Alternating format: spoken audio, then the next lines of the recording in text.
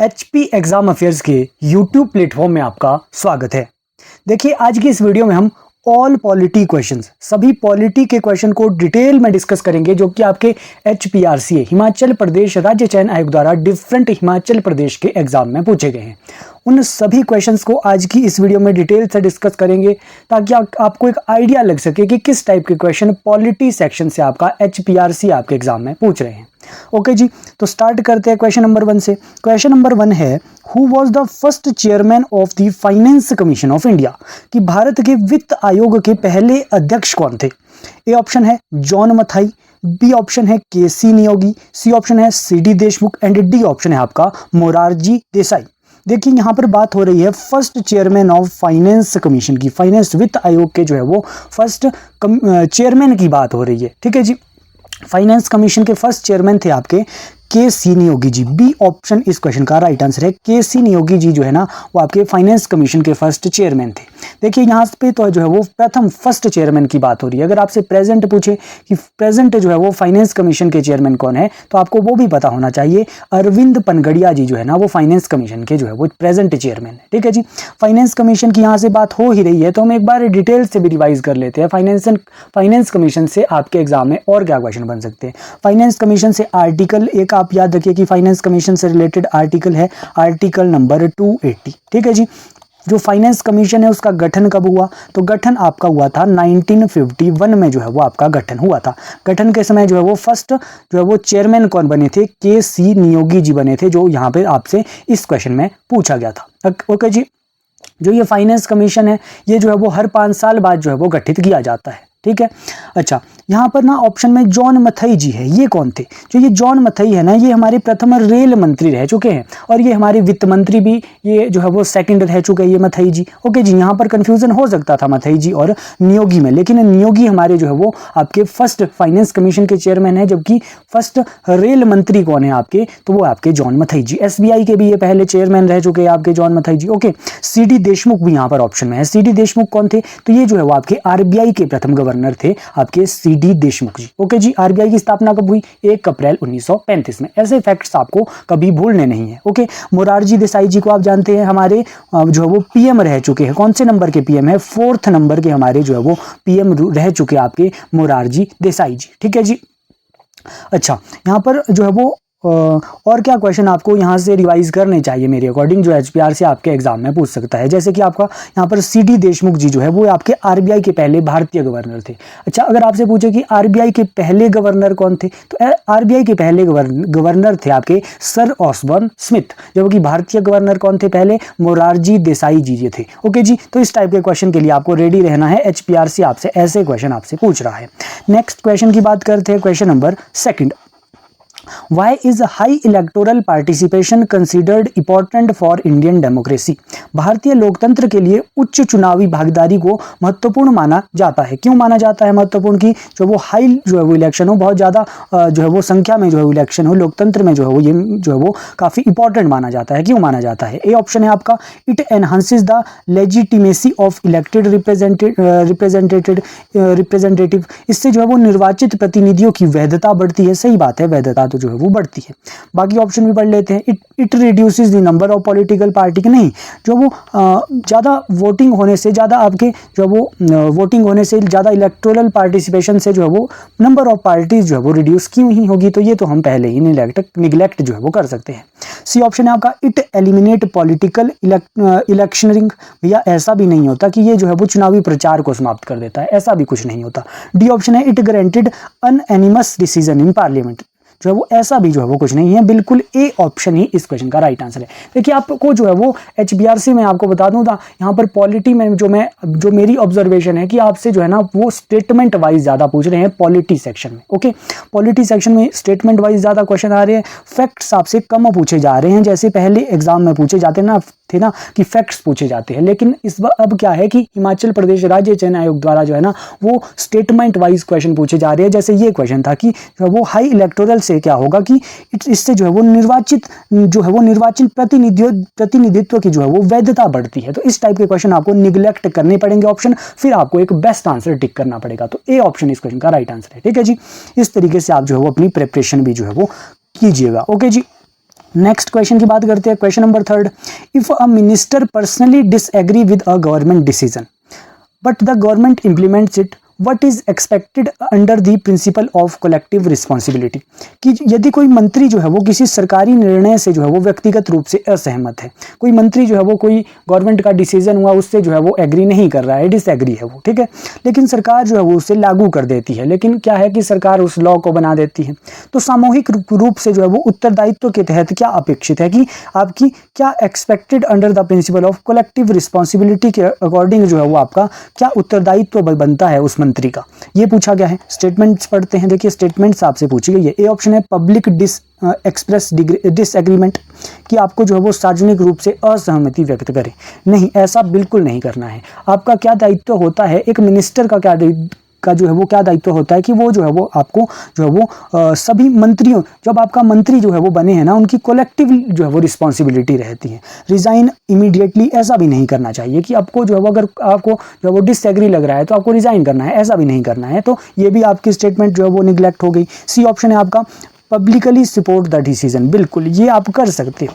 Ignore the decision, ये भी नहीं करना है, तो सी ऑप्शन ही इस क्वेश्चन का राइट आंसर है। देखिए आपको बेस्ट आंसर टिक करना पड़ेगा यहाँ पर, जैसे आज जो है वो यहाँ पर आजकल क्वेश्चन पूछ रहे हैं। तो पब्लिक सपोर्ट द डिसीजन क्या होता है कि जब एक आपको मैं एक आर्टिकल जैसे बता देता हूं, जैसे आर्टिकल 75A है, उसमें क्या होता है कि एक आर्टिकल 75(1) में क्या है कि प्रधानमंत्री है और प्रधानमंत्री के जो है वो काउंसिल ऑफ मिनिस्टर की बात जो है वो 75(1) आर्टिकल में होती है। आर्टिकल 75(2) में क्या कहा गया है कि प्रधानमंत्री और काउंसिल और मिनिस्टर जो है वो ऑफिस को होल्ड करेंगे during the pleasure of president, कि प्रेसिडेंट के प्लेजर तक जो है वो ये अपने ऑफिस को होल्ड करते हैं। लेकिन आपके लिए आर्टिकल नंबर 75 का 3 मोस्ट इंपॉर्टेंट है, जो यहाँ से ये क्वेश्चन बना हुआ था आपके एग्जाम में, जो ये स्टेटमेंट बनी थी ना, ये आपके आर्टिकल नंबर 75(3) से बनी थी। क्या कहता है आर्टिकल नंबर 75(3) कि काउंसिल ऑफ मिनिस्टर जो है ना वो कलेक्टिवली रिस्पॉन्सिबल होते हैं आपके लोकसभा के लिए।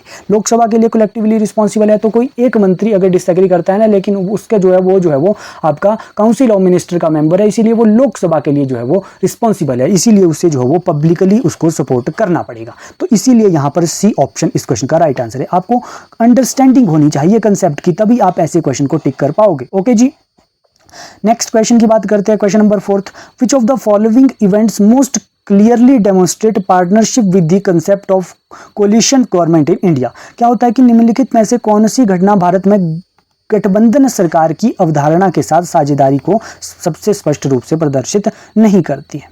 देखिए क्या होता है कि आपका एक गठबंधन सरकार, आप जानते हैं कि गठबंधन सरकार क्या होती है। गठबंधन सरकार होती है जब एक पार्टी जो है वो पूर्ण रूप से बहुमत जो है वो हासिल नहीं कर पाती है। बहुमत क्या कैसे हासिल करते हैं, जब 50% से ज़्यादा वोट जो है वो एक पार्टी को मिलते हैं, तो तब जो है वो सरकार बनाती है। अगर जो है वो सरकार अगर कोई पार्टी जो है वो 50% से ज़्यादा जो है वो अपना बहुमत नहीं हासिल कर पाती है, तो क्या होती है कि 1 से 2 पार्टी जो है वो आपस में मिल जाती है और वो क्या बनाती है, वो गठबंधन की एक सरकार बनाती है। इसे कहते हैं गठबंधन की सरकार बहना।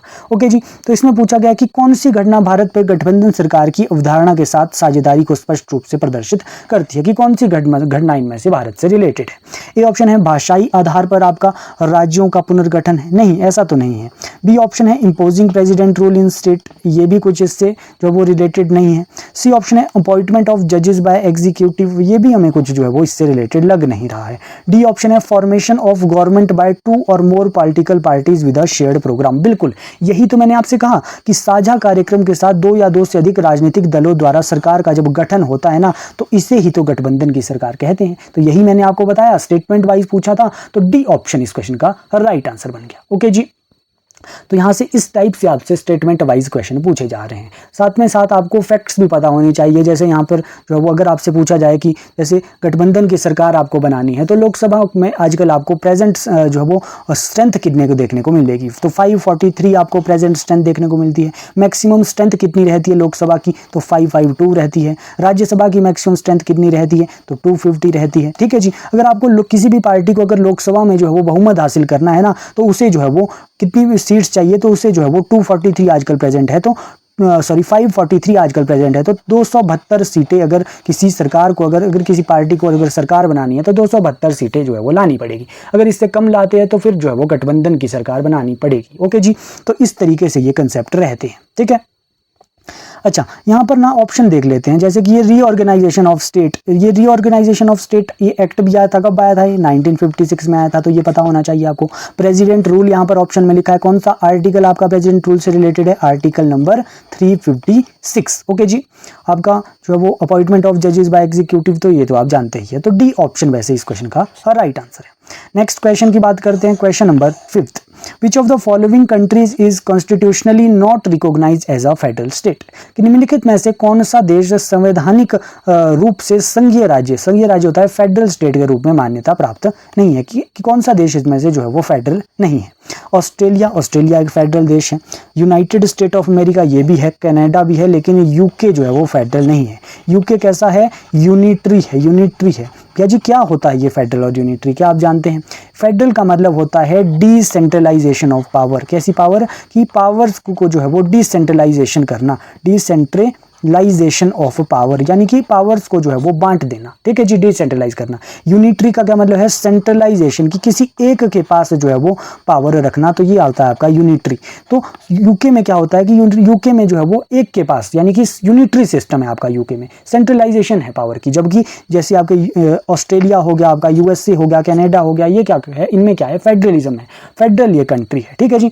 अच्छा, अगर आपसे पूछे कि भैया इंडिया क्या है, इंडिया आपका जो है वो क्या है, इंडिया आपका क्वासी फेडरल है, क्या है भैया जी, क्वासी फेडरल है आपका इंडिया, ठीक है जी। किसने कहा था इंडिया को क्वासी फेडरल, तो आपका केसी वियर ने जो है वो ये इंडिया को क्वासी फेडरल कहा था, यानी कि इंडिया में जो है वो आपके फेडरल के साथ साथ यूनिटरी फीचर, दोनों फीचर जो है वो इंडिया में है, ठीक है जी। नेक्स्ट क्वेश्चन की बात करते हैं, question number 6th, which of the following best describe the management of language politics in Canada, कि निम्नलिखित में से कौन सा कनाडा में भाषाई राजनीति, लैंग्वेज पॉलिटिक्स के प्रबंधन को सर्वोत्तम वर्णन करता है। थोड़ा सा पहले समझिए, देखिए कनाडा में ऑफिशियली जो है वो बाइलिंगुअलिज्म है, जैसे कि जो है वो कनाडा की ऑफिशियल लैंग्वेज जो है ना वो आपका फ्रेंच भी है और इंग्लिश भी है, दो जो है वो कनाडा की ऑफिशियल जो है वो लैंग्वेजेस हैं। तो यहाँ पर क्या लिखा है कि कौन सी स्टेटमेंट जो है वो इसमें बेस्ट डिस्क्राइब कर रही है management of language politics in Canada को, ठीक है जी। ए ऑप्शन है आपका, no constitutional recognition for linguistic community, नहीं भैया जी, आपकी लिंग्विस्टिक कम्युनिटीज़ को जो है वो आपका मिला है, जो है वो समुदाय को संवैधानिक रूप से जो है वो दर्जा मिला है, लेकिन यहाँ पर नहीं लिखा है, मान्यता नहीं है, लेकिन है आपकी मान्यता, तो इसीलिए हम ये निगलेक्ट, हमने ये स्टेटमेंट कर दी। B option, complete autonomy only for English speaking community, नहीं भैया जी, मैंने आपको बताया कि आपका क्या है, आपका कनाडा में क्या है, फ्रेंच और इंग्लिश दोनों आपके ऑफिशियल लैंग्वेज है, इसलिए इंग्लिश स्पीकिंग लोगों के लिए ही जो है वो ओनली यहाँ पर वर्ड लिखा है, ओनली की कंप्लीट ऑटोनॉमी है फॉर इंग्लिश स्पीकिंग कम्युनिटी, नहीं फ्रेंच भी वहां पर है। सी ऑप्शन है, dominance of French speaking community in parliament, नहीं ऐसा भी नहीं है, यहाँ पर इंग्लिश और फ्रेंच दोनों के लिए है, तो डी ऑप्शन आपको दिख रहा होगा, equal representation of both English and French speaking community, अंग्रेजी और फ्रेंच भाषाई समुदाय दोनों के लिए जो है वो प्रतिनिधित्व यहाँ पर देखने को मिलता है, तो डी ऑप्शन इस क्वेश्चन का राइट आंसर हो गया। तो इस टाइप से आपको निगलेक्ट करके आपको पॉलिटी में आंसर टिक करने पड़ेंगे, क्योंकि आपसे स्टेटमेंट वाइज ही मैं यहाँ पर जो मैंने ऑब्जर्व किया है कि स्टेटमेंट वाइज ही आपसे पॉलिटी में क्वेश्चन बन रहे हैं, ठीक है जी। अच्छा, ऑफिशियल लैंग्वेज की यहाँ पर बात हो रही है, ऑफिशियल लैंग्वेज की बात हो रही है, बताइए इंडिया में जो है वो आपकी कितनी 8वीं अनुसूची में जो है वो कितनी भाषाओं को जो है वो दर्जा है आपके संविधान में, तो आपके 8वीं अनुसूची में जो है वो 22 लैंग्वेजेस को दर्जा है, कौन से स्केड्यूल में, 8th स्केड्यूल में जो है वो आपका जो है वो 22 भाषाओं का जो है वो दर्जा है, ठीक है जी, ध्यान रखना ये बातों को। ओरिजिनल कॉन्स्टिट्यूशन में ओरिजिनल जो है वो संविधान जो था उसमें जो है वो कितनी भाषाएं तो थी, तो उसमें जो है वो 14 लैंग्वेजेस थी, और बाद में जो है वो बढ़कर कॉन्स्टिट्यूशनल अमेंडमेंट एक्ट से जो है वो 22 जो है वो हो गई थी, ठीक है। तो ये आपको रिवाइज करते रहना है ऐसे पॉइंट को। नेक्स्ट क्वेश्चन की बात करते हैं, question number 7, Which constitutional article in India provides the composition of the state legislative assembly, कि कौन सा संवैधानिक अनुच्छेद राज्य विधानसभा की संरचना का प्रावधान जो है वो करता है, कौन सा ऐसा आर्टिकल है। देखिए सबसे पहले यहाँ पर लिखा है आर्टिकल नंबर 168 आर्टिकल में क्या है कि इसमें जो है वो स्टेट लेजिस्लेटर यानी कि आपका विधानमंडल की बात आपके आर्टिकल नंबर 168 में बात होती है, विधानमंडल का जो है वो की बात जो है वो विधानमंडल के गठन की बात आर्टिकल नंबर 168 में। अच्छा, उसके बाद आर्टिकल नंबर 169 की बात करते हैं। आर्टिकल नंबर 169 में ना आपका विधान परिषद है, लेजिस्लेटिव काउंसिल की बात है, विधान परिषद है भैया जी, ठीक है जी, विधान परिषद है। अच्छा, अब आर्टिकल नंबर 170 में क्या है? आर्टिकल नंबर 170 में आपकी विधान सभाओं का वर्णन है। विधानसभा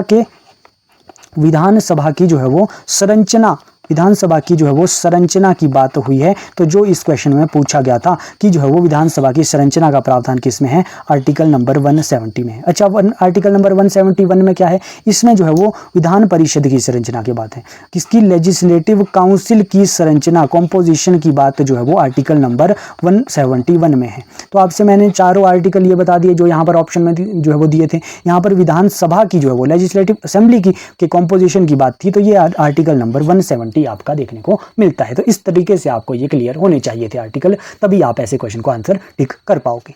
ओके जी, देखिए अगर आप प्रिपरेशन कर रहे हैं ना HPRC के अपकमिंग एग्जाम की, तो जैसे कि आप HP पटवारी एग्जाम की प्रिपरेशन कर रहे हो, JOIT हो गया, पंचायत सेक्रेटरी हो गया, होमगार्ड भर्ती की आप प्रिपरेशन कर रहे हो, आने वाले HP टेट एग्जाम की आप प्रिपरेशन कर रहे हो, तो आप क्या कर सकते हैं कि हमारे साथ जुड़ सकते हैं।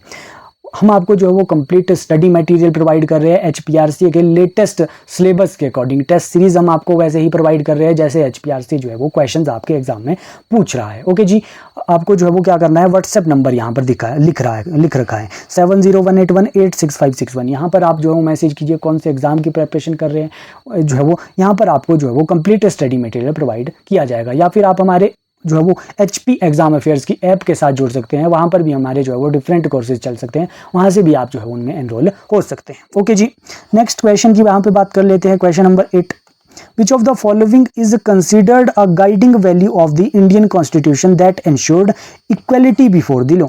कि निम्नलिखित में से कौन सा भारतीय संविधान का मार्गदर्शक मूल्य माना जाता है जो विधि के समक्ष समानता सुनिश्चित करता है? कौन सा इसमें से जो है वो गाइडिंग प्रिंसिपल जो है वो माना जाता है? ठीक है जी, ये यहाँ पर पूछा गया है, जो कि आपका क्या सुनिश्चित करता है?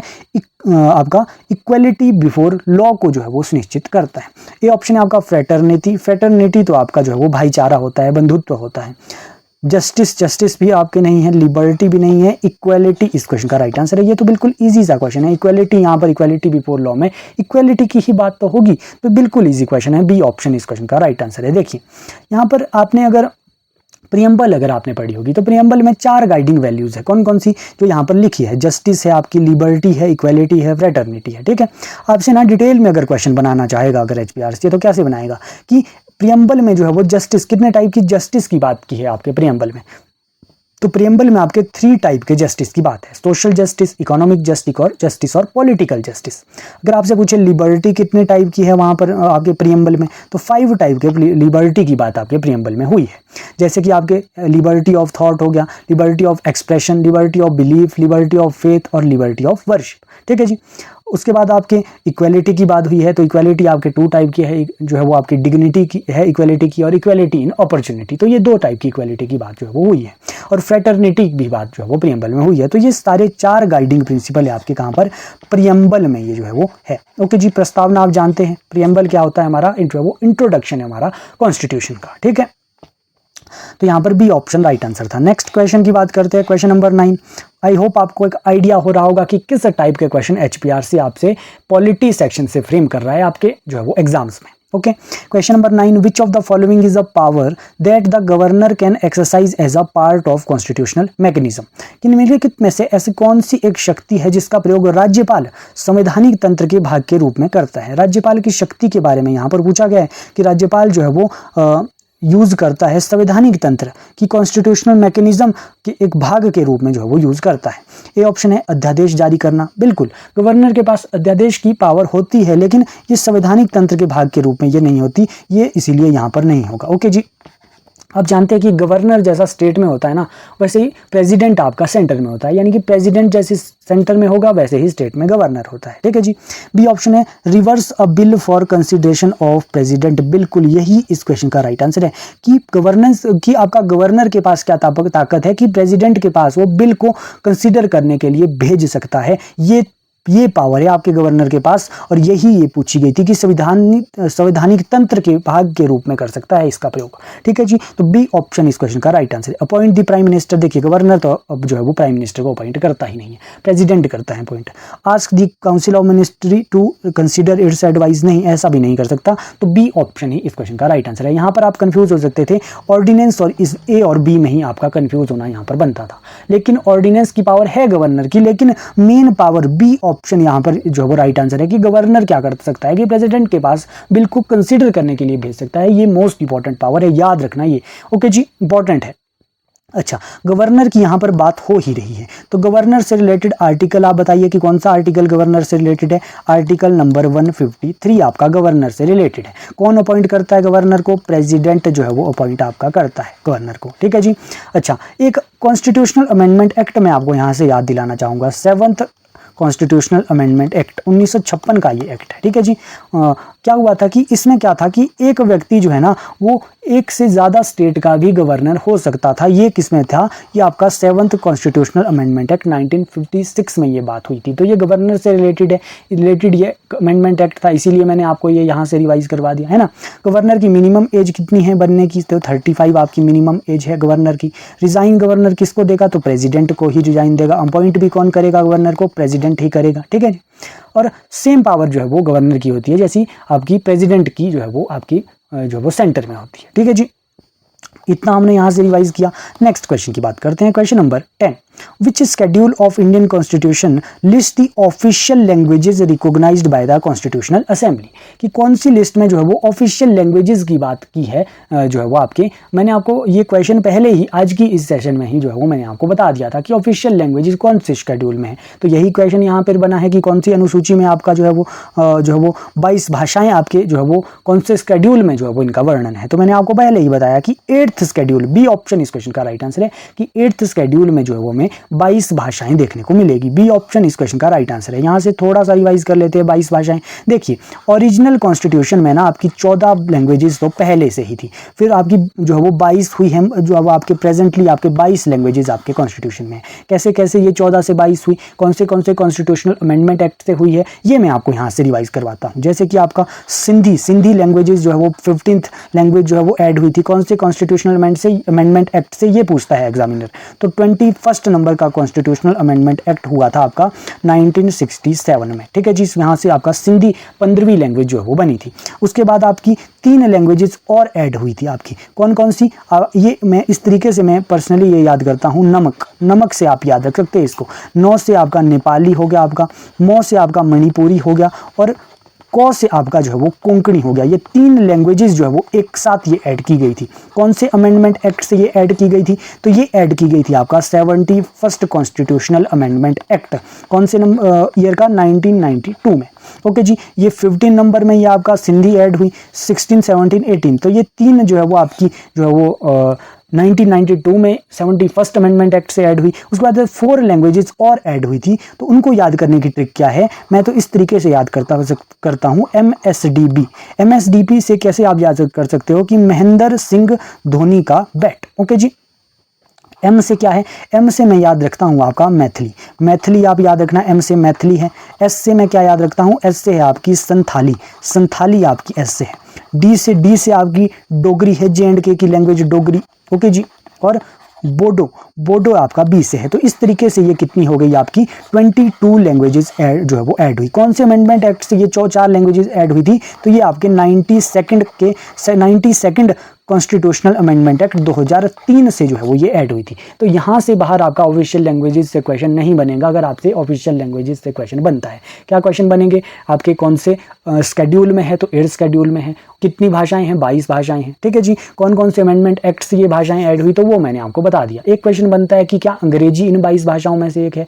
तो अंग्रेजी जो है वो, इंग्लिश जो है वो इन 22 भाषाओं में से नहीं है। तो ये हमने यहाँ से रिवाइज कर दिया। क्वेश्चन नंबर 11 की बात करते हैं। Which of the following best explain the role of gender in politics within the Indian society, कि भारतीय समाज में राजनीति में लिंग की भूमिका को निम्नलिखित में से कौन सा सर्वोत्तम रूप से स्पष्ट करता है। कि जेंडर इन पॉलिटिक्स की बात यहाँ पर हो रही है कि जेंडर इन पॉलिटिक्स को जो है वो बेस्ट जो है वो इंडियन सोसाइटी के रिस्पेक्ट में यहाँ पर एक्सप्लेन कर रहा है। ए ऑप्शन है gender influences access to political opportunity and power, कि जो है वो लिंग राजनीतिक अवसरों और सत्ता तक पहुंच को प्रभावित करता है। तो ये तो भैया करता है कि आपका जेंडर का फर्क पड़ता है आपका पॉलिटिकल अपॉर्चुनिटी में, ये तो सही बात मुझे लग रही है। बाकी स्टेटमेंट्स भी पढ़ लेते हैं, हम निगलेक्ट करके अपना आंसर देंगे, ठीक है। B option men and women hold equal political power, क्या आपको लगता है कि मेन और वुमेन जो है वो इक्वली आपका पॉलिटिकल पावर में रहते हैं? बिल्कुल नहीं, ऐसा तो इंडियन सोसाइटी में है ही नहीं। इंडियन सोसाइटी में ज़्यादातर आपको देखने को मिलता है कि मेन ही जो है वो ज़्यादा एंगेज रहते हैं इसमें पॉलिटिकल पार्टी में, वुमेन जो है वो बहुत ही ज़्यादा कम हमें आज के टाइम में भी इंडियन पॉलिटिक्स में देखने को मिलती है। आप इसे जो है वो आपको मानना पड़ेगा। सी ऑप्शन है legal equality ensures equal political participation, की कानूनी समानता समान राजनीतिक भागीदारी सुनिश्चित करती है? बिल्कुल नहीं, इंडियन सोसाइटी में तो ऐसा है ही नहीं आज के टाइम पे, ठीक है जी। डी ऑप्शन है politics is free from gender based issue, नहीं, पॉलिटिक्स कभी भी जो है वो पॉलिटिक्स जो है ना वो जेंडर बेस्ड भी कई बार जो है वो ये मुद्दा बनाया जाता है, तो ये तो भैया है ही नहीं, ठीक है जी। तो यहाँ पर बेस्ट ऑप्शन मुझे लग रहा है ए ऑप्शन है gender influences access to political opportunity and power, कि जो जेंडर है ना वो आपका पॉलिटिकल अपॉर्चुनिटी को जो है वो इन्फ्लुएंस करता है। ए ऑप्शन बिल्कुल सही आंसर जो है वो इस क्वेश्चन का है। देखिए यहाँ पर भी देख लेते हैं, बिल्कुल सही ए ऑप्शन, जैसे मैंने आपको बताया निगलेक्ट करके आपको जो है वो यहाँ पर आंसर टिक करने हैं। मैं आपको कह रहा हूँ कि स्टेटमेंट वाइज पॉलिटी में जो है वो क्वेश्चन बन रहे हैं और आपको अंडरस्टैंडिंग होनी चाहिए, क्वेश्चन को अच्छे से रीड करना पड़ेगा, तभी आपको आंसर टिक कर सकते हो आप। ओके जी। अच्छा, यहाँ पर ना थोड़ा सा मैं यहाँ से आपको रिवाइज करवाना चाहूँगा कुछ थोड़े से पॉइंट। जैसे यहाँ पर महिलाओं की बात हो रही थी कि महिलाओं के लिए ना स्पेशली तभी हम जो वो वुमेन रिजर्वेशन बिल आपने सुना होगा, कौन सा जो वो अमेंडमेंट एक्ट से आपका वुमेन रिजर्वेशन बिल आया था, तो 106 नंबर का कॉन्स्टिट्यूशनल अमेंडमेंट एक्ट 2023 में हुआ था, उससे वुमेन रिजर्वेशन बिल आया था। ओके जी, क्यों आया था? क्योंकि महिलाओं को आरक्षण देना जो है वो 33% आरक्षण जो है वो इससे मिला था आपका लोकसभा और विधानसभा में, ठीक है जी। ऐसा नहीं है महिलाओं का रोल नहीं रहा है पॉलिटिक्स में, रहा है पहले भी, लेकिन कम रहा है। जैसे कि आपकी पहली महिला प्रधानमंत्री इंदिरा गांधी आपसे पूछ सकते हैं, पहली जो है वो महिला राष्ट्रपति कौन है, तो प्रतिभा पाटिल जी रही हैं। पहली महिला लोकसभा अध्यक्ष कौन रही है, तो मीरा कुमारी जी रही है। पहली महिला मुख्यमंत्री कौन रही है, तो सुचेता कृपलानी जी रही है। पहली महिला राज्यपाल कौन रही है, तो सरोजिनी नायडू जी रही है। पहली महिला केंद्रीय मंत्री कौन रही है, तो राजकुमारी अमृत कौर जी रही है। तो महिलाओं का रोल रहा है, लेकिन मेन के कंपेरिजन में जो है वो कम अपॉर्चुनिटी देखने को मिलती है। तो यही स्टेटमेंट वो जो है वो यहाँ पर पूछी गई थी। ओके जी। Next question number 12, what is the principle of collective responsibility in the context of state council of minister, कि जो है वो काउंसिल ऑफ मिनिस्टर की जो है वो कलेक्टिवली रिस्पॉन्सिबिलिटी कैसी जो है वो संदर्भ में सामूहिक उत्तरदायी का सिद्धांत क्या है। कि मैंने आपसे बात की थी कि जो आपके काउंसिल ऑफ मिनिस्टर होते हैं ना वो कलेक्टिवली रिस्पॉन्सिबल होते हैं। मैंने आपसे पहले भी ऐसा क्वेश्चन जो है वो आज के सेशन में ही हमने बात की थी कि काउंसिल ऑफ मिनिस्टर जो है ना होते हैं ना वो कलेक्टिवली आपके रिस्पॉन्सिबल होते हैं। सेंटर वाले तो काउंसिल ऑफ मिनिस्टर है ना प्रधानमंत्री के, तो वो तो आपके लोकसभा के लिए रिस्पॉन्सिबल होते हैं, लेकिन जो स्टेट में सीएम के जो काउंसिल ऑफ मिनिस्टर होते हैं वो आपके विधानसभा लेजिस्लेचर के लिए वो जो है वो रिस्पॉन्सिबल रहते हैं। आइए ऑप्शन पढ़ते हैं। Council is responsible to governor, नहीं, यहाँ पर गवर्नर से के लिए तो जो है वो नहीं होते हैं। Council is responsible to chief minister, बिल्कुल नहीं, चीफ मिनिस्टर के लिए भी नहीं होते हैं। Council is responsible for legislative assembly, state की बात यहाँ पर कर रहा है, इसीलिए यहाँ पर राज्य शब्द ऐड हुआ है। स्टेट काउंसिल ऑफ मिनिस्टर की बात हो रही है, तो काउंसिल ऑफ मिनिस्टर जो है वो लेजिस्लेटिव असेंबली के लिए जो है वो आपके उत्तरदायी होते हैं। अगर आपसे सेंटर की बात करते हैं कि सेंटर में काउंसिल ऑफ मिनिस्टर किसके लिए जो है वो रिस्पॉन्सिबल होते हैं, तब आप जो है वो लोकसभा आपको टिक करना जो वो, फिर उस केस में लोकसभा आपका राइट आंसर था। ठीक है जी। तो इस टाइप के क्वेश्चन आपको क्लियर होने चाहिए, ऐसे कंसेप्ट आपको पता होने चाहिए। सी ऑप्शन इस क्वेश्चन का राइट आंसर है। ओके जी। नेक्स्ट क्वेश्चन की बात करते हैं, question number 13। If the parliament passes a bill that the judiciary find unconstitutional, what is the judiciary empowered to do according to the Indian Constitution? कि आपका जो है वो यदि संसद कोई विधेयक पारित करती है, पार्लियामेंट ने क्या किया, कोई बिल जो है वो लाया, लेकिन जो है वो क्या हुआ कि न्यायपालिका जुडिशरी को जो है वो लगता है कि ये बिल जो है वो असंवैधानिक है, ये संविधान के अकॉर्डिंग ये बिल नहीं है, लेकिन पार्लियामेंट से क्या हुआ है, वो बिल पास हुआ है। तो भारतीय संविधान के अनुसार अकॉर्डिंग टू इंडियन कॉन्स्टिट्यूशन न्यायपालिका जुडिशरी को क्या करने के लिए सशक्त है, कि क्या जो है वो जुडिशरी उसमें कर सकती है। ठीक है, ए ऑप्शन है declare the law null and void, B option है suspend the law temporarily, C option है आपका implement the law modifications, D option है refers the lake back of parliament for amendment. देखिए वापस तो जो है वो नहीं भेजेगी, ना ही जो है वो सस्पेंड हो सकता है बिल। ठीक है जी, implement the law with modification भी नहीं होगा। डी ए ऑप्शन इस क्वेश्चन का राइट आंसर है कि आपका जुडिशरी क्या करता है, जुडिशरी जो है वो उस बिल को नल एंड वॉइड जो है वो डिक्लेयर कर सकता है। क्योंकि क्या है, हमने एक जो है वो हमारे कॉन्स्टिट्यूशन में एक खूबी है, क्या खूबी है वो, जुडिशियल रिव्यू। जुडिशियल रिव्यू की एक जो है वो शक्ति हमारे कॉन्स्टिट्यूशन में है। कहाँ से ली है भैया जुडिशियल रिव्यू, यूएसए के कॉन्स्टिट्यूशन से हमने जुडिशियल रिव्यू लिया है। आर्टिकल नंबर 13 अगर आपको याद होगा 13 जुडिशियल रिव्यू है। उसमें क्या है कि उसमें जो है वो बेसिक स्ट्रक्चर ऑफ जो है वो आपके डॉक्ट्राइन की बात यहाँ पे की है कॉन्स्टिट्यूशन में, कि जो है वो हम जो आपकी जुडिशरी है ना वो आपकी रिव्यू कर सकते हैं आपकी इसको। ठीक है जी, तो यही यहाँ से ए ऑप्शन इस क्वेश्चन का राइट आंसर है, यहाँ से आप जो है वो टिक कर सकते थे। ठीक है जी, संविधान का संरक्षण सुप्रीम कोर्ट को माना जाता है, ये तो आप जानते हैं, तो ये जो है वो ए ऑप्शन इस क्वेश्चन का राइट आंसर था। नेक्स्ट क्वेश्चन की बात करते हैं, क्वेश्चन नंबर आपका 40। Which community in Belgium agreed to have equal representation in central government despite being numerically smaller? Belgium में किस समुदाय ने संख्यात्मक रूप से छोटा होने के बावजूद केंद्र सरकार में समान प्रतिनिधित्व के लिए सहमति व्यक्त की है? तो आपका बेल्जियम में जो है वो क्या हुआ था, थोड़ा सा आपको बेल्जियम की थोड़ा पता होना चाहिए बेल्जियम के बारे में। तो बेल्जियम में क्या है कि बेल्जियम में ना डच स्पीकिंग लोग जो है वो ज़्यादा है, डच बोलने वाले जो है वो ज़्यादा है। कितने हैं, लगभग आप कह लो 60% के आसपास आपके डच बोलते हैं। फ्रेंच भी जो है वो काफ़ी लोग यहाँ वहाँ पर बोलते हैं, लगभग 40% के लोग आपके फ्रेंच बोलते हैं, 1-2% आपके जर्मन भी बोलते हैं, जर्मन स्पीकिंग पर्सन है। ठीक है जी, तो यहाँ पर क्या है कि एक किस छोटे समुदाय ने कि किस समुदाय ने संख्यात्मक रूप से छोटा होने के बावजूद केंद्र सरकार से समान प्रतिनिधित्व के लिए सहमति व्यक्त की है, तो वो आपका जो है वो की है आपके, किसने वो जो है वो सहमति व्यक्त आपकी की है, आपका जो है वो यहाँ पर ऑप्शन में ही लिखा है कि संख्यात्मक रूप से छोटा है। छोटा यानी कि कौन है, फ्रेंच आपके जो है वो कम है, संख्या में जो है वो कम है। इन्होंने ही क्या किया है कि सरकार से जो है वो आपका समान प्रतिनिधित्व की जो है वो आपकी सहमति के लिए जो है वो अपनी व्यक्त की है अपनी वो प्रतिनिधित्व। ठीक है जी, समान प्रतिनिधित्व के लिए जो है वो इन्होंने ये क्या कहा है कि आपका फ्रेंच जो है वो इस क्वेश्चन का राइट आंसर है। जैसा कि मैंने आपको कहा कि फ्रेंचों ने क्या किया है कि अपने सेंट्रल गवर्नमेंट से जो है वो स्मॉलर होने के बावजूद जो है वो एक जो है वो रिप्रेजेंटेशन की बात वहां पर की थी। तो डी ऑप्शन इस क्वेश्चन का राइट आंसर है। ठीक है जी, आई होप आपको समझ आया होगा ये क्वेश्चन भी, है ना। तो इस टाइप से आपको क्वेश्चन को समझना पड़ेगा, इतना डायरेक्ट क्वेश्चन एचपीआर से नहीं पूछ रहा है। जैसे पहले पॉलिटी से क्वेश्चन बनते थे, रैंडम फैक्ट्स आपसे पूछे जाते थे, लेकिन यहाँ पर जो है ना आपसे स्टेटमेंट वाइज क्वेश्चन बन रहे हैं। आएंगे कई क्वेश्चन जो आपसे डायरेक्ट होंगे लेकिन बहुत ही कम पूछे जा रहे हैं। ठीक है जी, जैसे कि ये क्वेश्चन है यहाँ से, Which amendment most directly reinforced the centralized appointment framework of governor after the reorganization of state? कि राज्यों के पुनर्गठन के बाद राज्यपालों की केंद्रीकृत नियुक्ति ढांचे को किस संशोधन ने सबसे पहले मजबूत किया?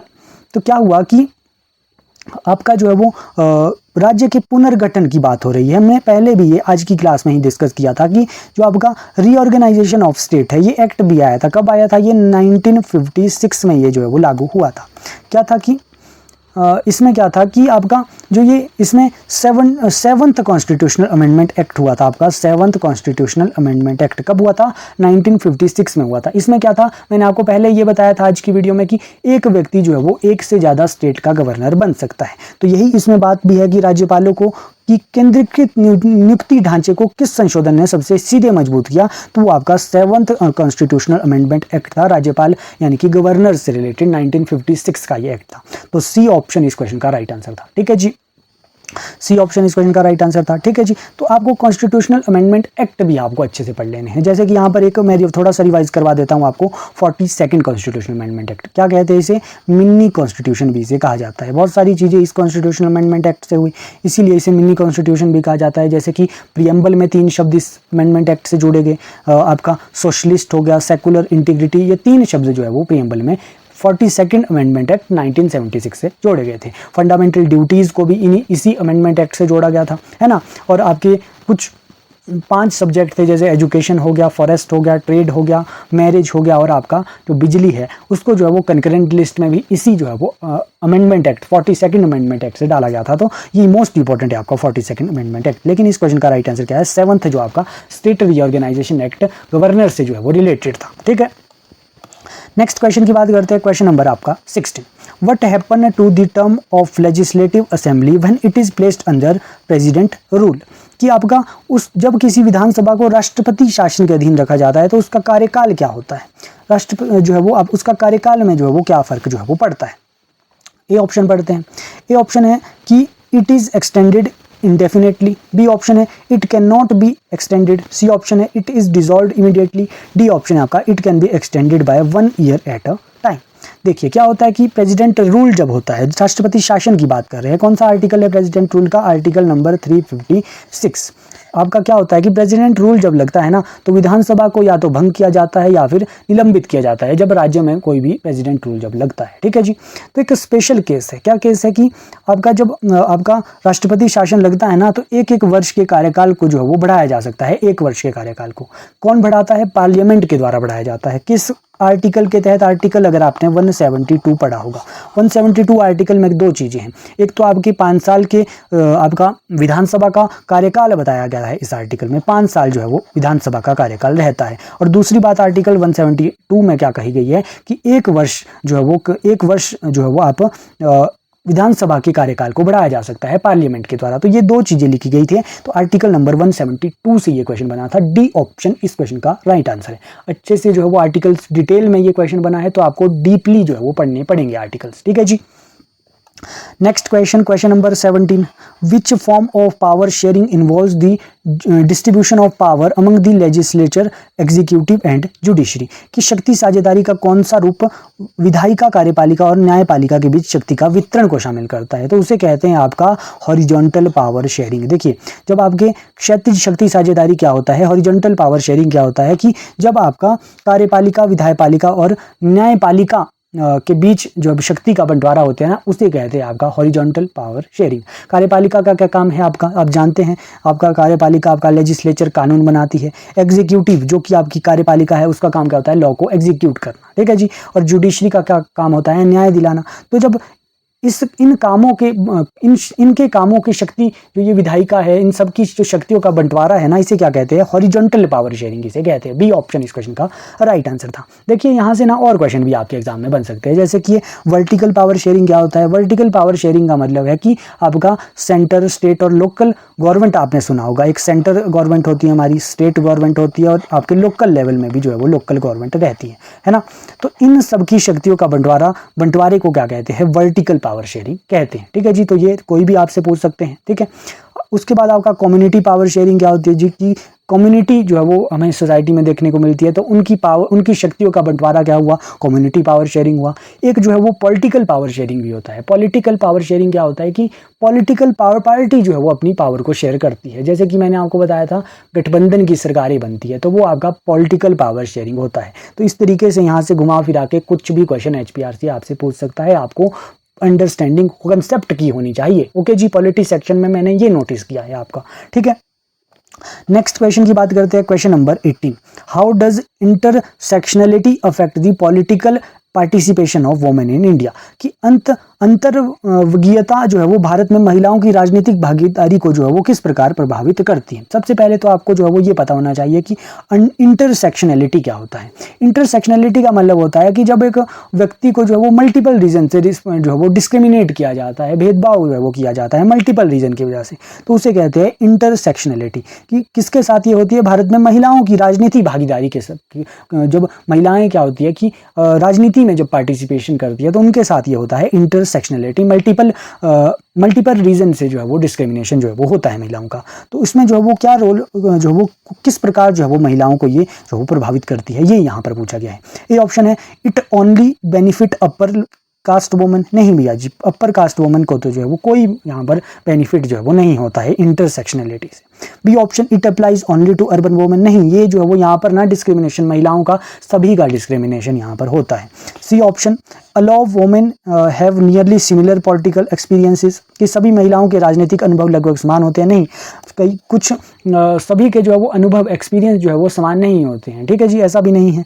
डी ऑप्शन है women from marginalized caste face multiple barriers. बिल्कुल, जो मार्जिनलाइज्ड कास्ट से जो वुमेन जो है वो आती है ना, उन्हें मल्टीपल जो है वो बैरियर जो है वो उनके सामने होते हैं। डी ऑप्शन इस क्वेश्चन का बिल्कुल सही आंसर है, डी ऑप्शन कि वुमेन की जो सीमांतकृत जातियों की महिलाएं हैं ना, उनको जो है वो अनेक बाधाओं का सामना करना पड़ता है, तो निग्लेक्ट करके आपको आंसर करना पड़ेगा इस ऐसे करके। डी ऑप्शन इस क्वेश्चन का बिल्कुल सही आंसर है।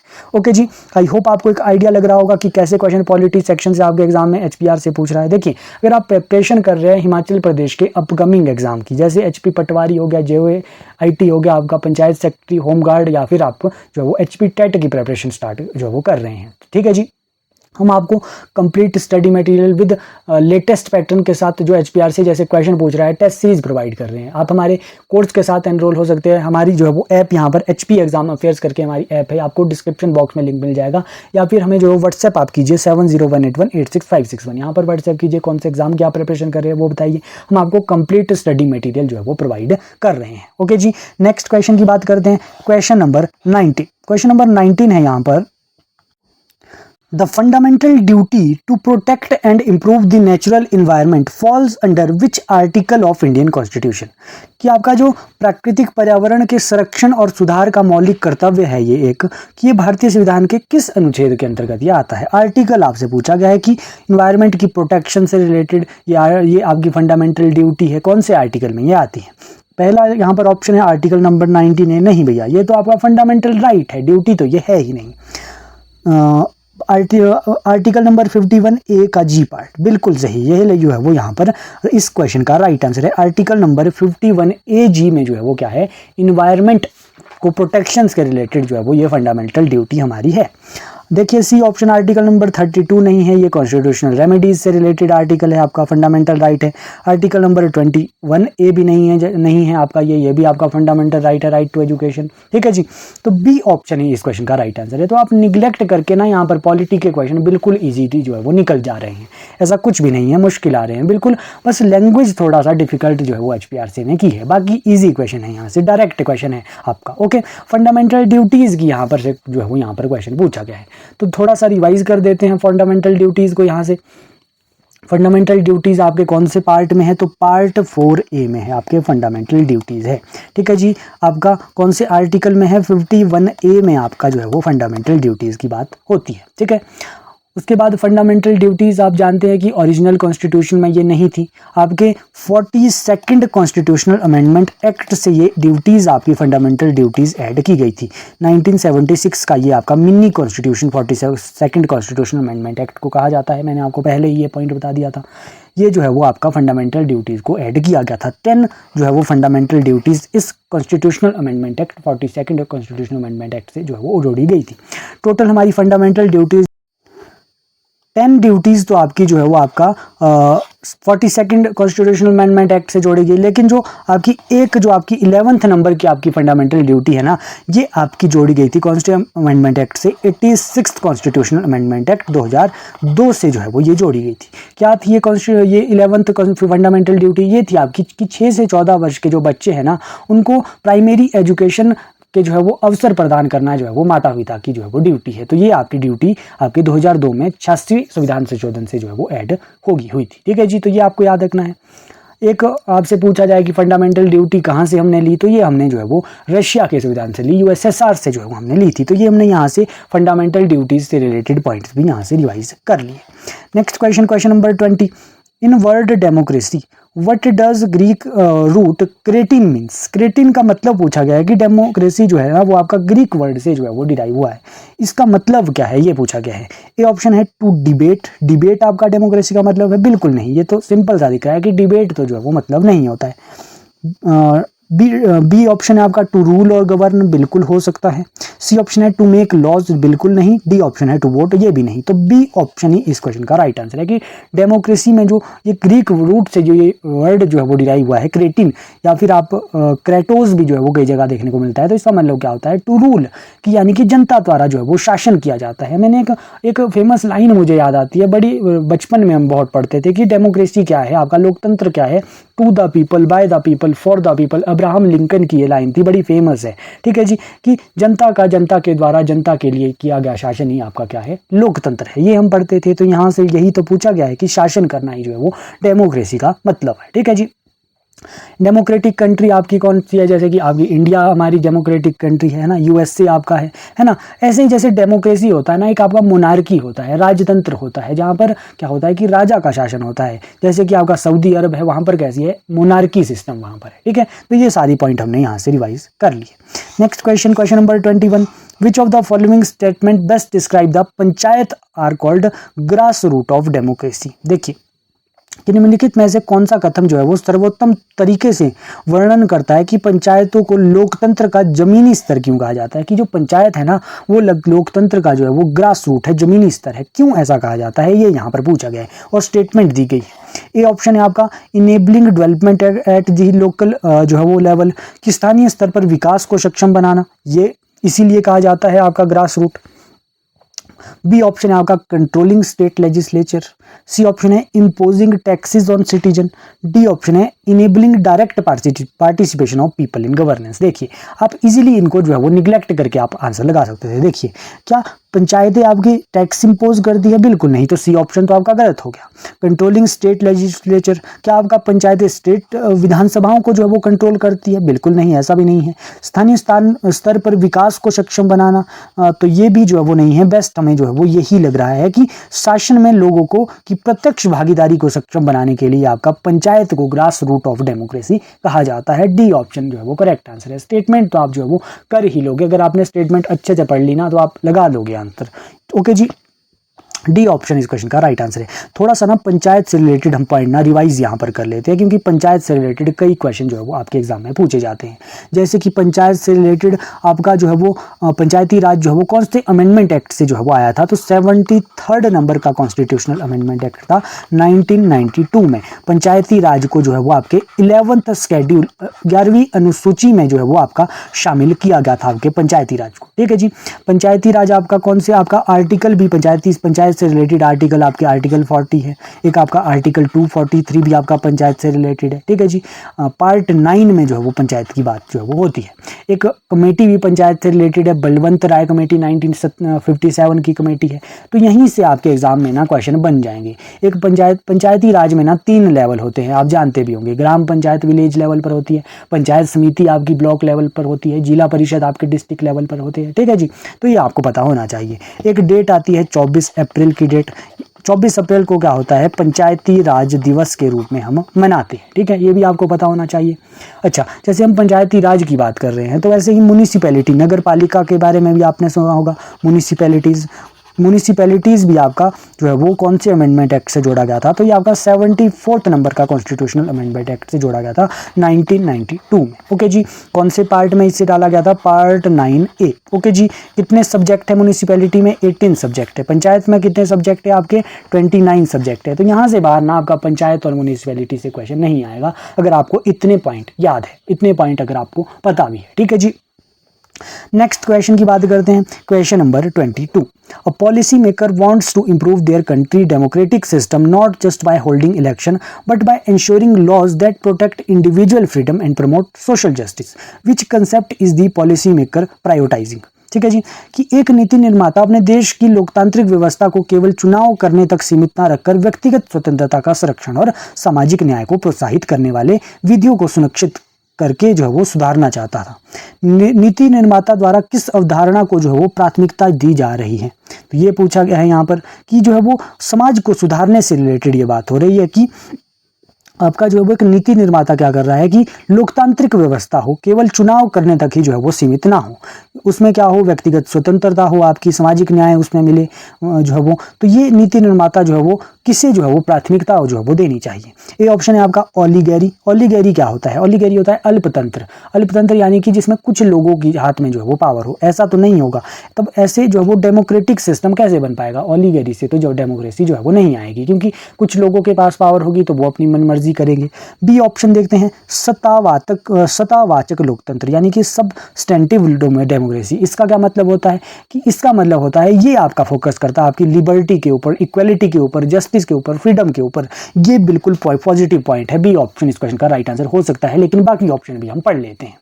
सी ऑप्शन है आपका प्रोसीजरल डेमोक्रेसी। प्रोसीजरल डेमोक्रेसी क्या होती है कि प्रोसीजरल डेमोक्रेसी का मतलब होता है कि सिर्फ जो है वो इलेक्शन करवाना, वोटिंग पर फोकस करना, गवर्नमेंट फॉर्मेशन पर फोकस करना, बाकी जो है वो इसका जो मेन फोकस इलेक्शन ही होता है आपका प्रोसीजरल डेमोक्रेसी का। ओके जी, तो ये तो नहीं होगा, इससे तो डेमोक्रेसी नहीं होगी।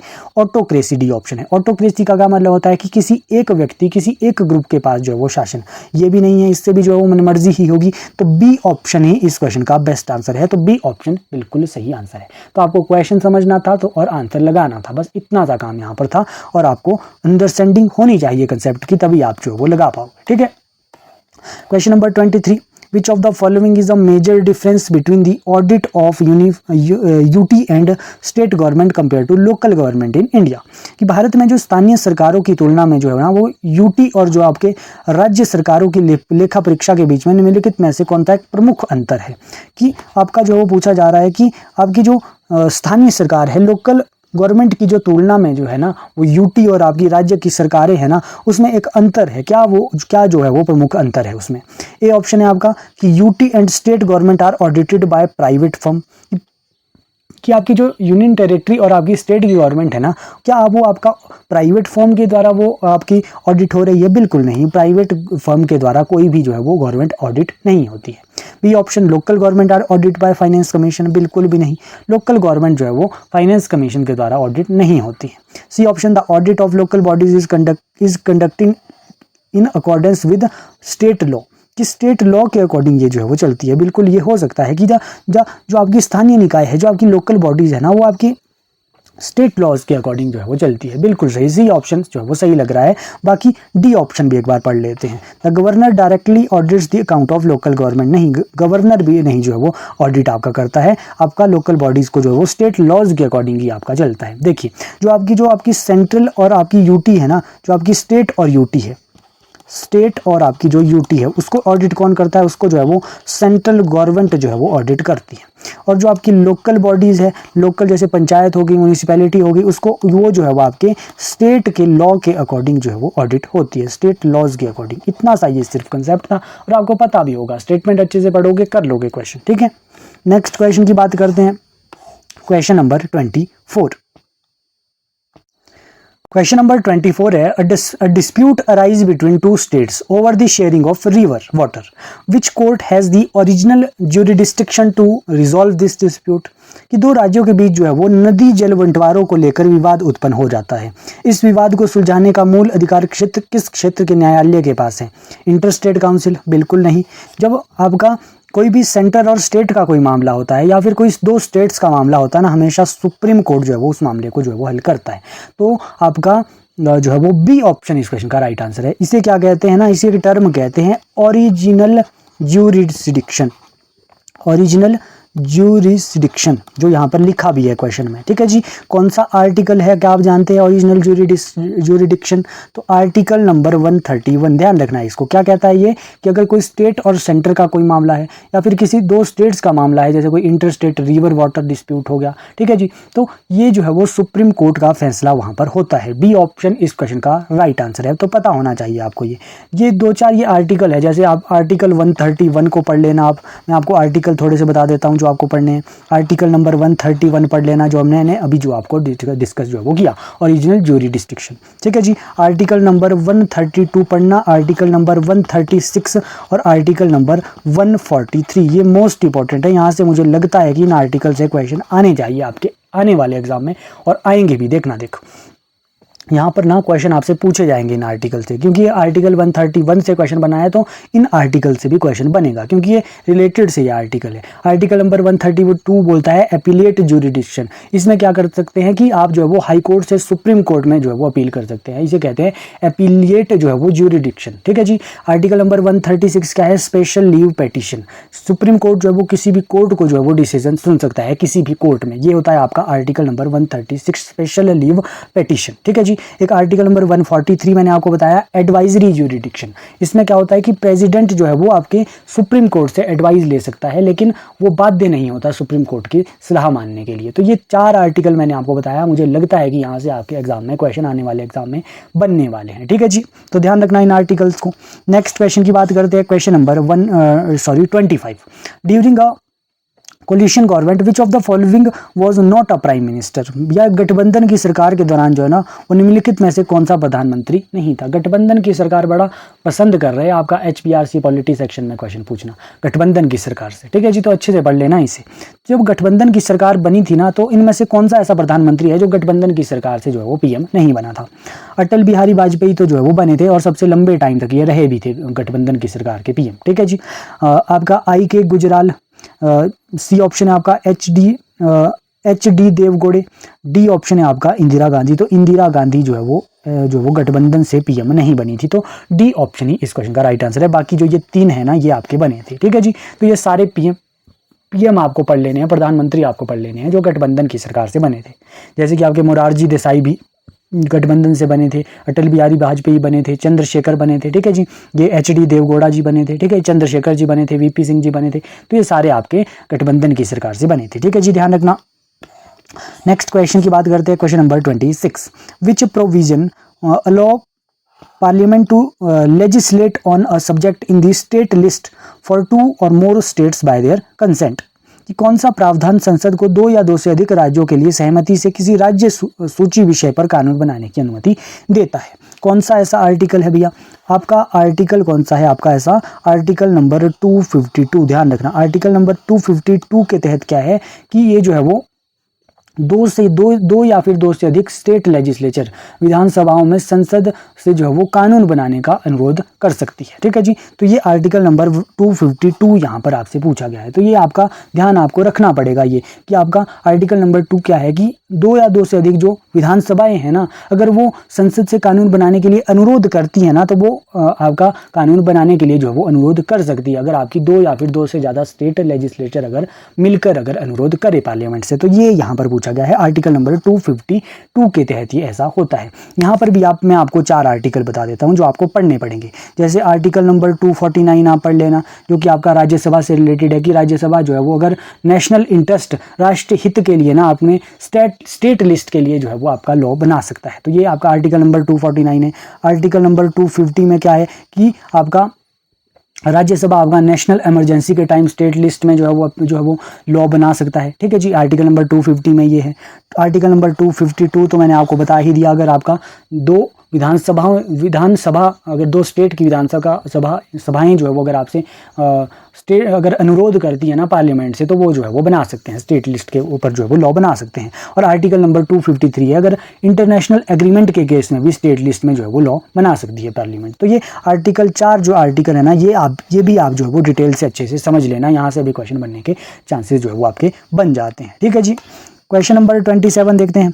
Under which mechanism can central government legislature on state subject in the national interest even outside of an emergency. कि किस तंत्र के तहत केंद्र सरकार आपातकाल के अतिरिक्त भी राष्ट्रीय हित राज्य के विषयों पर कानून बना सकती है। अभी मैंने आपको ये बात बताई भैया कि किसके तहत जो है वो आपका राज्यसभा जो है वो नेशनल इमरजेंसी के टाइम जो है वो स्टेट लिस्ट में किसी भी सब्जेक्ट पर जो है वो लॉ बना सकती है। तो राज्यसभा जो है वो बना सकती है आपके आर्टिकल नंबर 249 के तहत ये बना सकती है। तभी मैंने वो आपको 4 आर्टिकल मैंने आपको बताए थे, इन्हें जो है वो अच्छे से आप पढ़ लेना, यहीं से आपके क्वेश्चन सॉल्व हो जाएंगे। ठीक है जी, नेक्स्ट क्वेश्चन की बात करते हैं। Question number 28। Parliament power to continue the use of English after the initial period is derived from. देखिए यहाँ पर जो है वो कि अंग्रेजी से रिलेटेड यहाँ पर कि प्रारंभिक अवधि के पश्चात अंग्रेजी के उपयोग को जारी रखने के लिए संसद की शक्ति डैश आर्टिकल से जो है वो प्राप्त होती है। तो यहाँ पर ना हम जानते हैं कि 343 जो आर्टिकल है वो आपका ऑफिशियल लैंग्वेज से रिलेटेड है, लेकिन यहाँ पर थोड़ा डिटेल में क्वेश्चन बना है कि आपका आर्टिकल 343(1) भी आपको ऑप्शन में है, आर्टिकल 343(2) भी आपको ऑप्शन में है। तो थोड़ा सा आपको पेचीदा यहाँ पर मामला है, तो आपको सारे आर्टिकल डिटेल में पता होने चाहिए। आर्टिकल नंबर 343 ऑफिशियल लैंग्वेज से रिलेटेड है, ये तो आप जानते ही हैं। आर्टिकल नंबर 343(1) में क्या लिखा है? 343(1) में इसमें लिखा है कि आपकी जो हमारी राजभाषा है वो आपकी हिंदी है, स्क्रिप्ट आपकी लिपि आपकी देवनागरी है। ठीक है जी। ये आपका आर्टिकल नंबर 343 में A1 में जो है वो लिखा है। आर्टिकल नंबर 343(2) में क्या लिखा है कि जो आपका 15 वर्षों तक, जो आपका 15 वर्षों तक यानी कि 1950 से लेकर जो 1965 तक जो है ना, वो ऑफिशियल पर्पस के लिए इंग्लिश का उपयोग जो है वो होगा। तो ये आपका कौन सा आर्टिकल है? आर्टिकल नंबर 343(2) में ये लिखा है, और यही इस क्वेश्चन में पूछा गया कि अंग्रेजी के उपयोग को जारी रखने के लिए संस्कृत कौन सी शक्ति प्रदान करता है? तो आर्टिकल नंबर 343(2) के तहत जो है वो ये हुआ है। तभी यहाँ पर जो है वो आपका बी ऑप्शन इस क्वेश्चन का राइट आंसर है। ठीक है जी। आर्टिकल नंबर 343 में भी यही है कि जो है वो 15 वर्षों के बाद भी जो है वो आर्टिकल जो है वो पार्लियामेंट जो है वो इंग्लिश लैंग्वेज के उपयोग के ऊपर लॉ बना सकती है, यानी कि 1965 के बाद की बात भी जो है वो लॉ बना सकती है पार्लियामेंट। तो ये 3 आर्टिकल है, आपको ध्यान में होने चाहिए डिटेल में। ओके जी। नेक्स्ट क्वेश्चन यहाँ पर देख लेते हैं। नेक्स्ट क्वेश्चन है question number 29। Which of the following statement best summarize the provision for elections in urban local bodies under the 74th constitutional amendment act 1992? निम्नलिखित में से कौन सा कथन 74वें संविधान संशोधन अधिनियम 1992 के तहत जो है वो शहरी स्थानीय निकायों में चुनाव के प्रावधान का सबसे अच्छा सारांशित करता है? कि सबसे बेस्ट कौन जो है वो सारांश इसमें कर रहा है 74th अमेंडमेंट एक्ट 1992 को? Okay ji. ए ऑप्शन है आपका it allowed election but left the conduct and details largely to the discretion of the state. कि इसमें चुनावों की अनुमति दी लेकिन संचालन और विवरण को काफ़ी हद तक राज्यों के जो है वो विवेक पर छोड़ दिया। बिल्कुल सही बात है कि आपका क्या हुआ ना, लोकल जो है वो ये जो आपका लोकल जो ये आपकी बॉडीज़ बनाई, जैसे पंचायत बनाई, म्यूनिसिपैलिटी बनाई 74th अमेंडमेंट एक्ट से, कि इसमें जो है वो चुनाव की अनुमति तो दी गई, लेकिन जो आपके कैसे वहाँ पर जो है वो रूल चलेगा वहाँ पर, तो वो आपका स्टेट के लॉज के ऊपर जो है वो छोड़ दिया है, स्टेट के जो विवेक के ऊपर जो है वो छोड़ दिया है। यही यहाँ पर पूछा गया है, हमने पढ़ा भी था ऐसा जैसा क्वेश्चन हमने पहले भी आज के पार्ट में ही पढ़ा है। तो यहाँ पर ए ऑप्शन जो है वो यहाँ पर सही लग रही है। बाकी स्टेटमेंट्स भी पढ़ लेते हैं। ओके। बी ऑप्शन है इसके लिए सभी स्थानीय चुनावों को केंद्र सरकार द्वारा मुख्य रूप से नियंत्रित किया जाना आवश्यकता। नहीं, ऐसा तो नहीं है, होगा तो स्टेट से ही यहाँ पर, लेकिन जो है वो यहाँ पर जो है वो ये जो है वो बेस्ट जो है वो सेंटर तो आपका लोकल बॉडीज़ के साथ जो है वो सेंटर का तो रिलेशन है ही नहीं। सी ऑप्शन है it mandated direct party based election for all bodies. इसमें जो है वो पार्टी बेस्ड जो है वो यहाँ पर किया गया, नहीं ऐसा भी नहीं है यहाँ पर। ठीक है जी। It banned election and favoured nomination for all position, की इसमें चुनावों पर प्रतिबंध लगा दिया, ऐसा भी नहीं हुआ है। तो ए ऑप्शन ही यहाँ पर बेस्ट जो है वो डिस्क्राइब कर रहा है इसको। तो ए ऑप्शन इस क्वेश्चन का बिल्कुल सही आंसर है। तो स्टेटमेंट वाइज क्वेश्चन बन रहे हैं, आपको समझनी पड़ेगी स्टेटमेंट्स। ठीक है जी। नेक्स्ट क्वेश्चन देखते हैं, question number 30। When is the term state legislative assembly extended beyond 5 year? कि कब जो है वो विधानसभा का जो कार्यकाल है वो 1 साल से जो है वो एक्सटेंड हो सकता है 5 साल के ऊपर। ठीक है जी। ये आज की वीडियो में ही हम आर्टिकल 1 पढ़ चुके हैं, आर्टिकल नंबर 172। कब ये ऐसा होता है कि आपका 5 साल का विधानसभा का कार्यकाल होता है, ये आर्टिकल नंबर 172 में लिखा है। लेकिन एक स्पेशल प्रोविजन भी है कि 1 साल तक जो है वो कार्यकाल को बढ़ाया जा सकता है। किस केस में? ए ऑप्शन है आपका इफ द गवर्नर विशेज। नहीं भैया जी, गवर्नर के विश पर तो ऐसा नहीं होता है। B option during president rule, ऐसा भी नहीं होता है, ये होता है आपका इमरजेंसी के केस में, आपातकाल की घोषणा के दौरान ऐसा होता है मेरे भाई। सी ऑप्शन इस क्वेश्चन का बिल्कुल सही आंसर है। ठीक है जी, ये आपको क्लियर हो गया होगा। नेक्स्ट क्वेश्चन की बात करते हैं, question number 31। What is the key feature of south African democratic constitution regarding language? कि साउथ अफ्रीका के डेमोक्रेटिक कॉन्स्टिट्यूशन के रिगार्डिंग जो है वो इनमें से कौन सा जो है वो की फीचर है?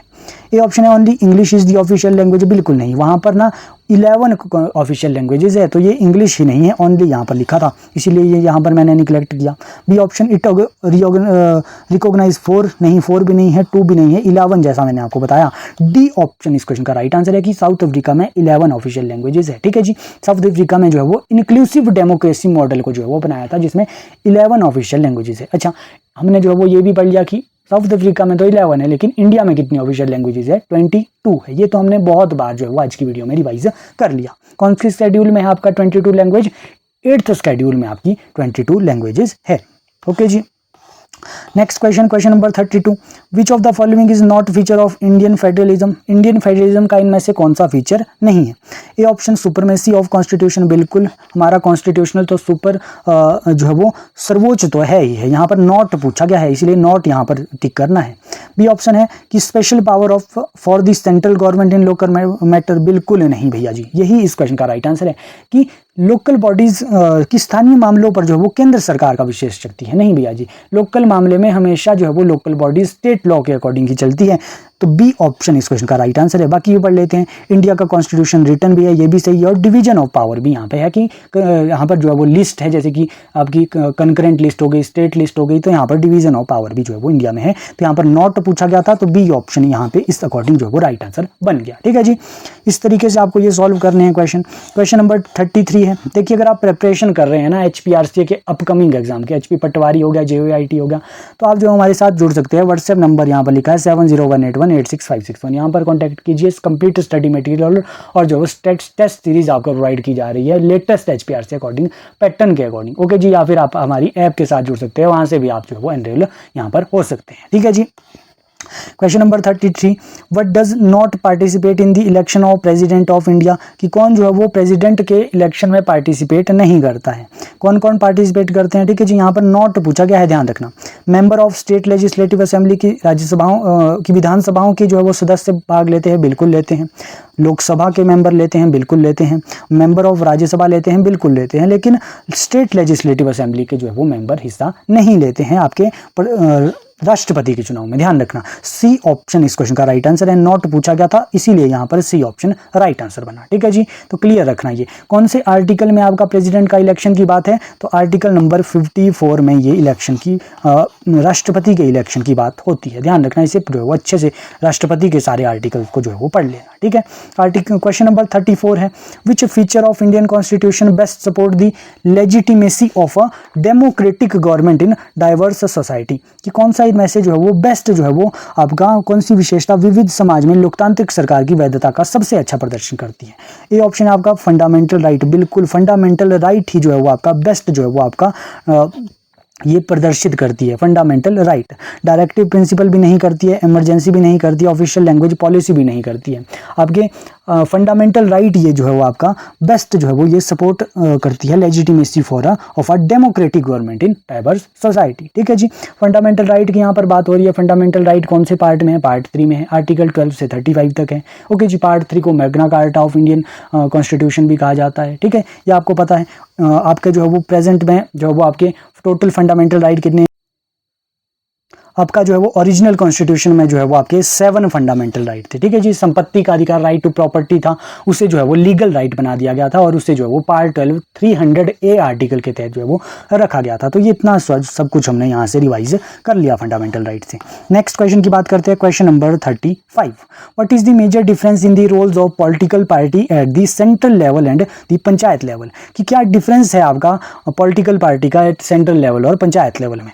ए ऑप्शन है आपका at the panchayat level, party जो है वो supervise the state government, party जो है वो स्टेट गवर्नमेंट को जो वो सुपरवाइज करती है? बिल्कुल नहीं, उल्टा होता है भैया। स्टेट गवर्नमेंट के अकॉर्डिंग जो है वो काम करती है आपकी लोकल गवर्नमेंट। ठीक है जी।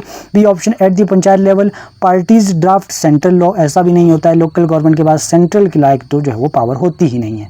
सी option at the panchayat level, parties oversee the district judiciary, की जिला न्यायपालिका की जो है वो निगरानी करते हैं, ऐसा भी नहीं होता है। D option at the panchayat level, the focus is primarily on local development, बिल्कुल सही। लोकल डेवलपमेंट ही जो है वो आपका पंचायत का मेन फोकस रहता है। तो डी ऑप्शन बिल्कुल सही है। तो इस तरीके से आप कर लोगे आप पंचायत से रिलेटेड सभी, अगर आपसे स्टेटमेंट वाइज पूछे, कोई भी क्वेश्चन पूछे, तो आपका आंसर जो है वो गलत नहीं होना चाहिए। ठीक है। Question number 36, what is the role of rights in protecting minority in democracy, लोकतंत्र में अल्पसंख्यकों की सुरक्षा में अधिकारों की क्या भूमिका है? ए ऑप्शन है, they give minority more power than majority. ठीक है, कि जो वो लोकतंत्र में जो है वो माइनॉरिटी को जो है वो ज़्यादा पावर दी जाती है मेजॉरिटी के, नहीं पावर जो है वो ज़्यादा नहीं दी जाती है किसी को भी। इक्वलिटी है हमारे लोग, डेमोक्रेसी का मतलब ही आपका इक्वलिटी है। ठीक है जी। दे इरेज कल्चर डिफरेंस, बिल्कुल नहीं, डिफरेंस तो जो है वो होता ही नहीं है। C option, they guarantee economic success, guarantee भी नहीं करते हैं वो। ठीक है जी। They protect minority from the rule of majority, बिल्कुल माइनॉरिटी को जो है वो प्रोटेक्शन मिलती है। कुछ आर्टिकल है जैसे फंडामेंटल राइट्स में कुछ आर्टिकल है, जैसे आर्टिकल 29 है, उनके प्रोटेक्ट किया जाता है माइनॉरिटी के इंटरेस्ट को। ओके जी। जैसे भाषा होगी, उनकी संस्कृति हो गई, लिपि हो गई। आर्टिकल 30 है जैसे कि माइनॉरिटी को एजुकेशनल इंस्टीट्यूट को एस्टेब्लिश करने, मैनेज करने की जो है वो राइट है। तो ये प्रोटेक्ट करते हैं माइनॉरिटी को। ओके जी। डी ऑप्शन इस क्वेश्चन का राइट आंसर है। तो इस तरीके से आपको ये निगलेक्ट करके आंसर करना था। क्वेश्चन नंबर 37 देखते हैं। Which statement best capture the constitutional assemblies position on citizenship, कि कौन सी जो है वो इसमें से स्टेटमेंट बेस्ट कैप्चर कर रही है constitute assemblies position on citizenship पर। ठीक है जी, सिटीजनशिप की यहाँ पर बात हो रही है, नागरिकता की। A option citizenship is uniform but adaptable, कि सिटीजनशिप जो है वो यूनिफॉर्म होती है, बिल्कुल सही कह रहा है कि यूनिफॉर्म होती है, आपकी सिंगल सिटीजनशिप है आपकी इंडिया में, और अडेप्टेबल भी है। ठीक है जी, ये सही लग रहा है। बाकी स्टेटमेंट्स पढ़ लेते हैं। सिटीजनशिप इज जुडिशली डिटरमाइंड, कि ये जो है वो न्यायिक रूप से जो है वो निर्धारित की जाती है, बिल्कुल नहीं, ये जो है वो न्यायिक रूप से निर्धारित जो है वो नहीं की जाती। सी ऑप्शन सिटीजन इज जो है वो अपरिवर्तनीय है, बिल्कुल हम जो है वो सिटीजनशिप को परिवर्तन कर सकते हैं, इसीलिए अपरिवर्तनीय तो नहीं है। सिटीजनशिप इज टेरिटोरियली वेरिएबल, नहीं, टेरिटोरियबल जो वो वेरिएबल भी है जो है वो नहीं है। ये जो है वो आपका जो वो क्षेत्रीय रूप में जो है वो कोई सिटीजनशिप नहीं होती। तो ए ऑप्शन यहाँ पर बेस्ट लग रहा है। तो citizen is uniform but adaptable, A option इस क्वेश्चन का बिल्कुल सही आंसर है। ओके जी, बात समझ आ गई। अच्छा, एक क्वेश्चन का आंसर कमेंट बॉक्स में बताइए कि सिटीजनशिप जो है ना वो कौन से पार्ट में है और कौन से आर्टिकल्स में जो है वो सिटीजनशिप की बात होती है, कौन से पार्ट में और कौन से आर्टिकल्स जो है वो आपके सिटीजनशिप से रिलेटेड है, बताइएगा कमेंट सेक्शन में, आपका आंसर आना चाहिए। ठीक है जी, नेक्स्ट क्वेश्चन की बात करते हैं। आज का लास्ट क्वेश्चन रहने वाला है आपका question number 38। In the context of constitutional assembly how did patriarchal norms affect women participation, किस विधानसभा के संदर्भ में जो है वो पितृसत्तात्मक मानदंडों में महिलाओं की सहभागिता को किस प्रकार प्रभावित जो है वो किया।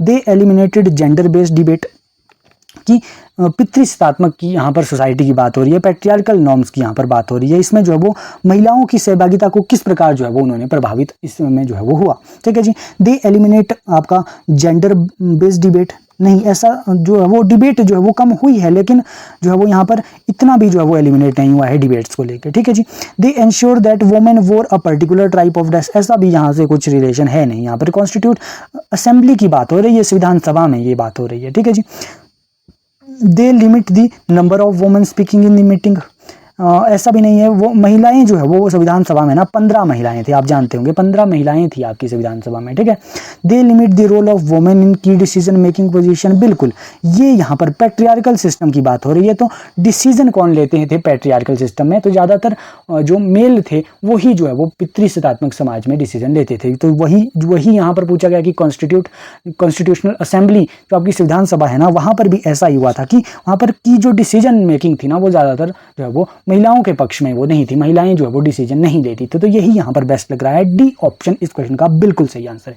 ठीक है जी, तो इस तरीके से आपको ये थोड़ा बेस्ट आंसर यहाँ पर जो है वो टिक करने होते हैं। यहाँ पर आपसे जो HPRC पूछ रहा है ना, स्टेटमेंट वाइज आपसे एग्जाम में क्वेश्चन पूछ रहा है, आपको जो फैक्ट्स आपसे कम पूछे जा रहे हैं, ये मैं यहाँ पर एनालाइज कर पा रहा हूँ। तो आपको डीपली कंसेप्ट को पढ़ना पड़ेगा, क्वेश्चन को अच्छे से पढ़ना पड़ेगा, स्टेटमेंट्स को अच्छे से रीड करना पड़ेगा, तभी आप ऐसे क्वेश्चन के सही आंसर कर पाओगे। देखिए, अगर आपको ऐसे ही HPRC के लेटेस्ट क्वेश्चन या फिर स्टडी मटेरियल आपको चाहिए तो आप व्हाट्सएप नंबर यहाँ पर दिया है 70